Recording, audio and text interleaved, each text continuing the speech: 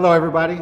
Skip Chapman here again, STM Sports. And we talked about rotation in our first segment and how to differentiate between our pelvis and our trunk and rotation, how to prepare for that ballistic motion. Now we're going to talk about how we move to the next phase with Mr. Rick Glickstein, resistance training specialist, and Jeremy Gordon, muscle activation techniques practitioner.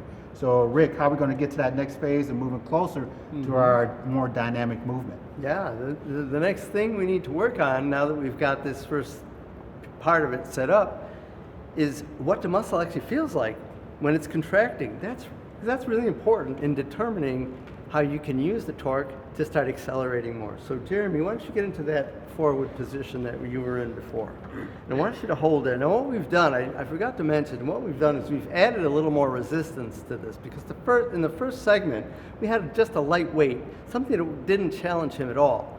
Now in this segment, now that I've increased the weight, it's going to be at least enough that he can start to feel these muscles contracting when he's going through the motion. So Jeremy, what I want you to do from there is bend your left knee a little bit and start to come slowly out to the left, to the right, and hold right about there. Now while you're holding, can you feel this muscle contracting? Yeah. Right? I want you to hold on to that sensation and keep going to the right.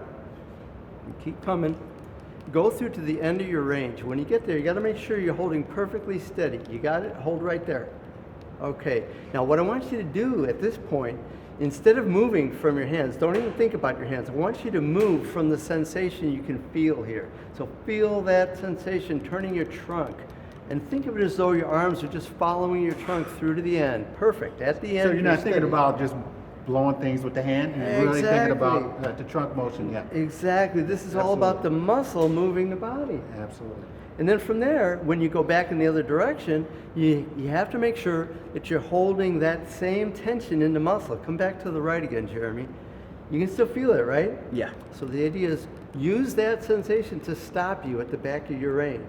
And then before you start moving, use that sensation. And the sensation is going to move your trunk to the left. All right, so that's the next phase of this whole segment. There you go. Now All we right. can get the feeling Sounds going good. and we can move on. That's good. Sounds good.